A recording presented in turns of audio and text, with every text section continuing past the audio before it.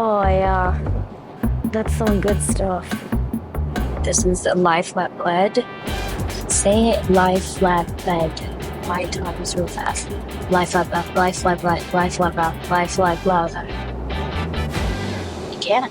Hello from Air India's Boeing 777. My name is Medha and I'm new to the Point Sky, but I'm not new to the internet. And for my first assignment, the Point Sky has sent me to, drumroll please, India. India. I'm on my way there now since Air India invited me to review their historic inaugural flight as their flagship A350 flies for the very first time from Delhi to New York. I will be seated in their new business class product. Now, Air India has received a lot of bad press lately, and in fact, right now, I'm on one of their older 777 aircrafts that dates all the way back to 2010 and has been with Air India since day one. So the introduction of new aircraft with new cabin interiors on US routes may be pivotal for them in recapturing the diaspora market and potentially redeeming their reputation. I still have to experience India and then come back to you guys on the return flight back. So let's get ready. It's gonna be a whirlwind. It's gonna be a whirlwind.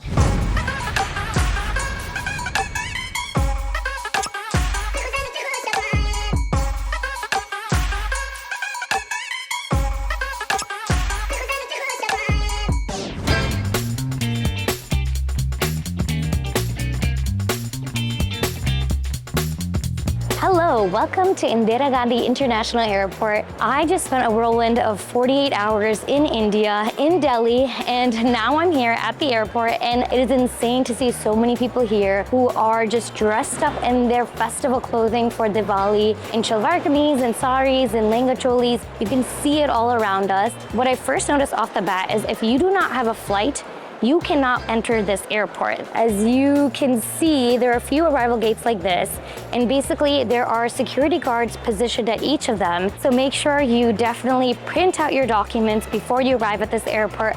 Otherwise, you're going to have to, I don't know, figure it out. I just finished checking in and it was all pretty smooth. When it came to security for business class, there was red ropes distinguishing business class from economy class cabins. I am on my way to Income Privé Lounge, which is a third-party lounge that is offered to any business class passenger on Air India flights. This time of night is the time where a lot of international flights do depart. So it tends to be very busy, it tends to be chaotic. But once you walk into the Income Privé Lounge, it just feels like you found a secret haven. Now, regarding if there's anything special going on for this inaugural A350 from Delhi to JFK, there really isn't anything that they've included as part of the lounge package. I think they're really trying to treat it as just another regular flight. The only changes that I've seen so far have been that at check-in, there were signs that said Delhi to New York, but otherwise, there hasn't been much that is really screaming inaugural flight. Okay, so I just did a full walkthrough of the lounge. Look at what I came across. A gaming zone. Can you believe it? Should we try it out? Wow.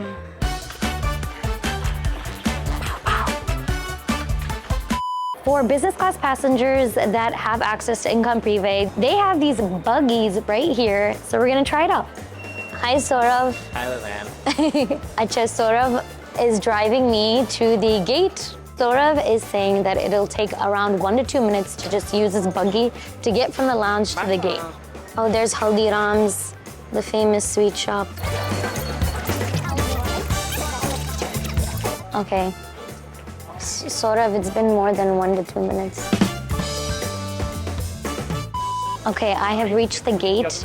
This is the new uniforms that will be launching on the A350 flagship from Delhi to New York. The new uniforms were designed by Manish Malhotra, who is a fantastic Indian designer. And then I see that there's gold buttons. Were these there on the older? These are the intricate detailing on the Manish Malhotra uniforms. Oh, they're Manish Malhotra? Oh, they're Manish Malhotra.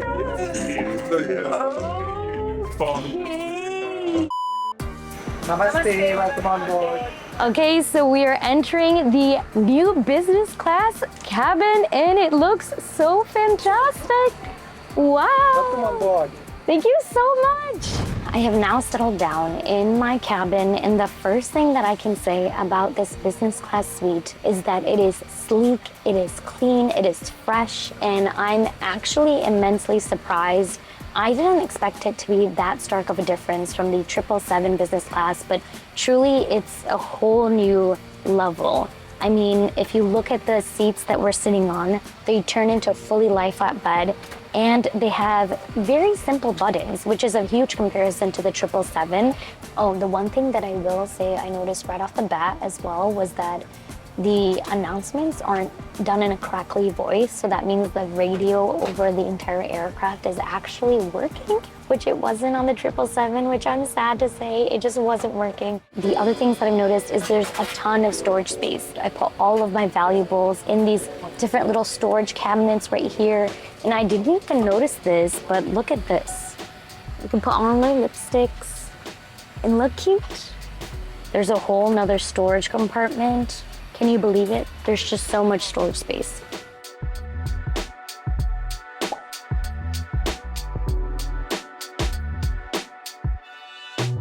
This is a firm pillow, and it's actually quite large. It's bigger than my torso.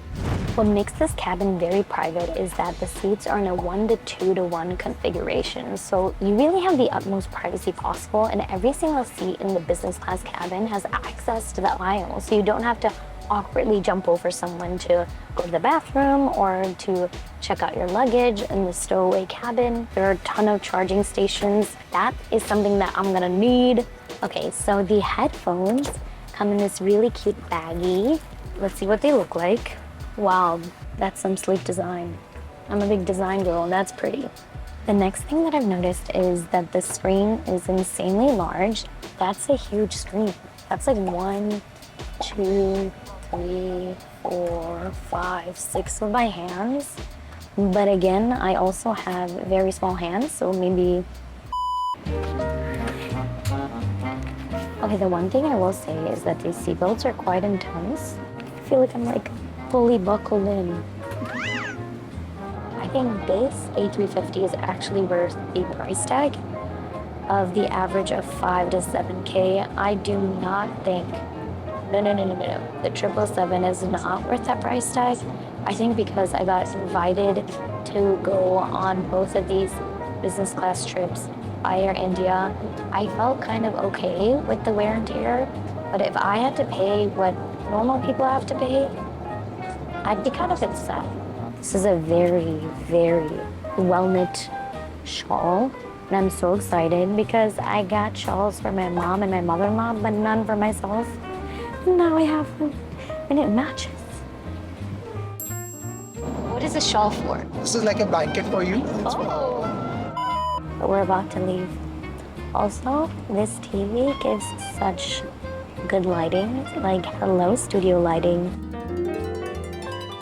Air India promised us the Maharaja pin on this Amenity Kit, and the Maharaja used to be the OG mascot of Air India. So the first thing I see is this. Then we have plain socks, body lotion. We also have this lip balm. I don't know why I ate it. Now we're gonna talk about J.R.D. Tata. J.R.D. Tata was the founding father of Air India, which was first an airmail carrier founded in 1932, and it was India's first commercial airline. The Tata Group basically lost control of the airline once the Indian government decided to nationalize all Indian airlines after World War II.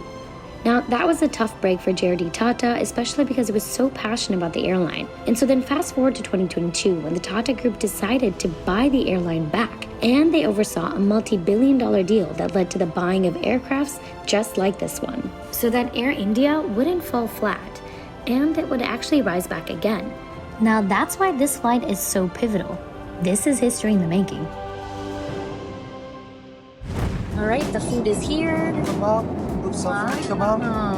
This is a chicken peri-peri sandwich with morg. Morg means chicken.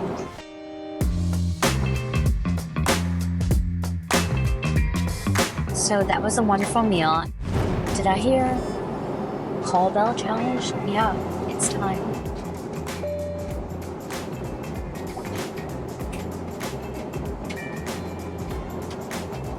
Now we wait. I think we're heading into 2 minutes. I'm pretty sure I pressed it, and like we both heard the ding. Should we give them another chance?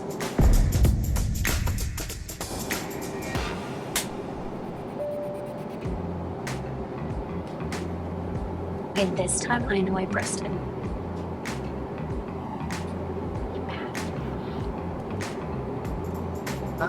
Gee. That was really speedy, but...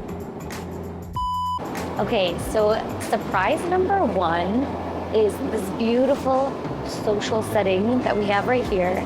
I guess it's to encourage anyone who wants to have a drink, have snacks. Great surprise, Air India. So after that nap, we have this beautiful cup of cappuccino. I will have to say I was a little bit disappointed by the initial meal on this flight because it was much smaller than the 777's first meal. But to give Air India the benefit of the doubt, we did depart around 2:30 a.m.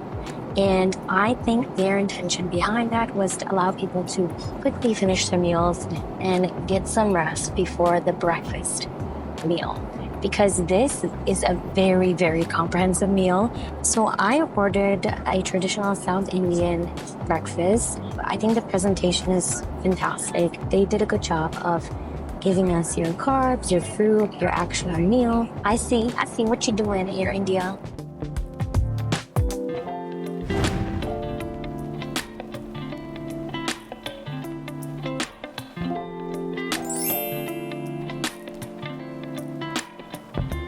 It's very nice. It's very comfortable. I feel like I can sleep on it for the next 6 hours. I think it gets a 75% privacy score because of that sliding door right there. I feel very comfortable. I don't feel like if I turn over, I'm gonna see anyone in their face. That's what I felt like was happening on the 777.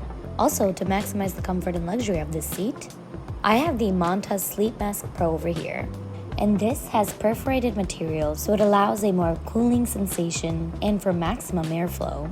This also has C-shaped eye cups, so it's easier to sleep on your side and wear the mask at the same time. And it provides 100% blackout and 0 eye pressure for a deep sleep.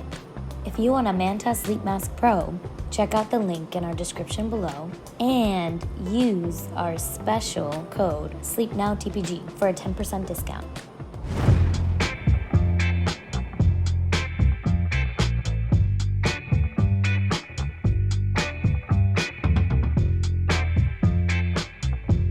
I just took a really nice nap and got ready.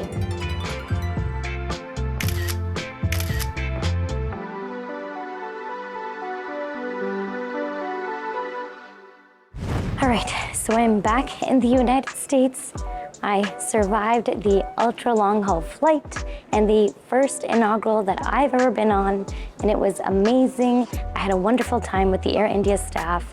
It begs the question, is everything that they're doing right now going to be enough for them to overcome the challenges that they face, to overcome the public perception, and will they be able to rebuild trust with the public with all that they have done?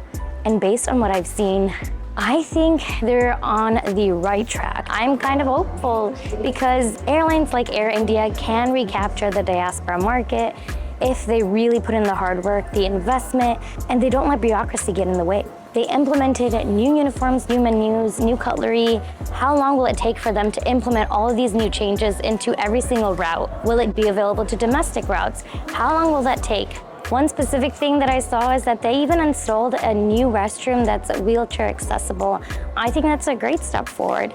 The founding father of Air India, J.R.D. Tata, would be proud. From an airmail carrier to potentially world domination? You tell me.